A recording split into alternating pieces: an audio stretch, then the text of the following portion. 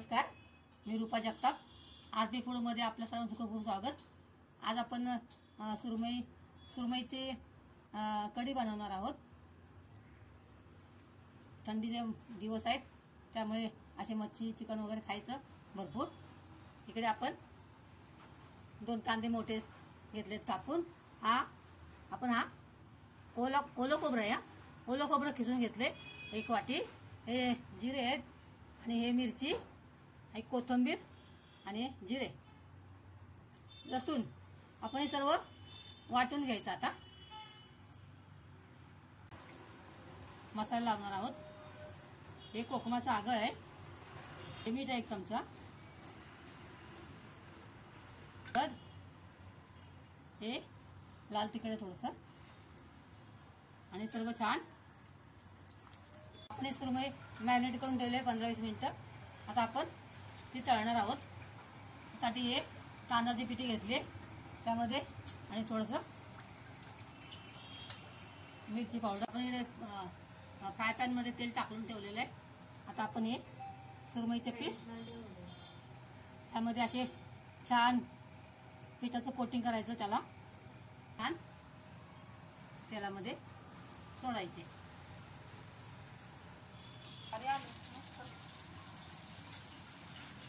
एकदम आपला मच्छी 1 मिनिटाने उलटी करायची.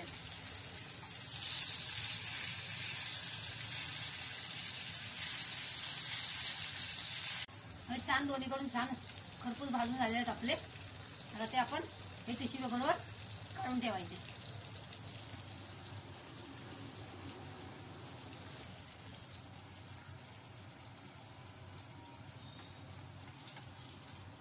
आपण सर्व मच्छी फ्राय करून घेतलेले आहेत. आता आपण इकडे तोपामध्ये तेल टाकून घेतलंय. आपला कढीपत्ता भाजून आलेला आहे.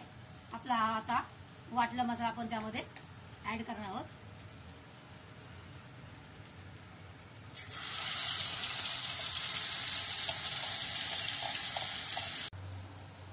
यामध्ये मी मिरची पावडर 2 चमचे आणि धने पावडर 1 चमचा टाकलेला. तो व्हिडिओ माझा शूट नव्हता झाला. आपल्या आवडीनुसार तिखट टाकायचं. आणि गरम मसाला पण टाकला 1 चमचे मी. त्यामध्ये अजून अर्धा चमचा मी आमचा घाटी मसाला टाकते. आम्ही घरी बनवलेला मसाला आहे. त्याचाही व्हिडिओ मी आधी टाकलेला आहे युट्यूबवर. आता या मसाल्याला तेल सुटेपर्यंत आपण हा मसाला भाजून घ्यायचा आहे. बघा आपल्या मसाल्यात छान तेल सुटलेलं आहे आणि चांगला भाजून झालेला आहे.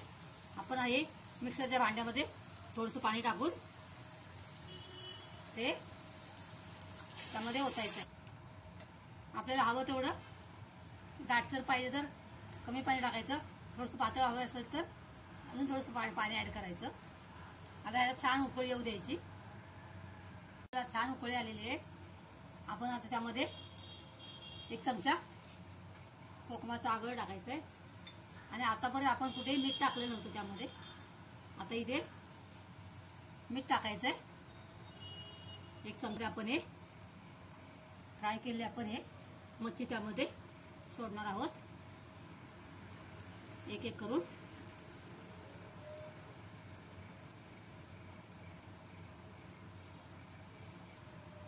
दहा मिनिटं त्याला शिजू द्यायचंय. आता आपला सुरमई मसाला किंवा सुरमई कढी तयार झालेली आहे. वरून आपण त्याला खूप सारी कोथिंबीर टाकून गार्निश करायचं आहे. मी ताटामध्ये काढून ठेवलेलं आहे. काढून दाखवले तुम्हाला. अशी सुरमई मसाला किंवा कढी भाकरीवर खाऊ शकता, भाताबरोबर पण खाऊ शकता. तांदळाच्या भाकरीवर छान लागेल. तुम्हाला माझी ही रेसिपी आवडली असल्यास लाईक आणि सबस्क्राईब करा. आणि परत भेटूया एका नवीन रेसिपीसह. तोपर्यंत बाय. Thanks for watching.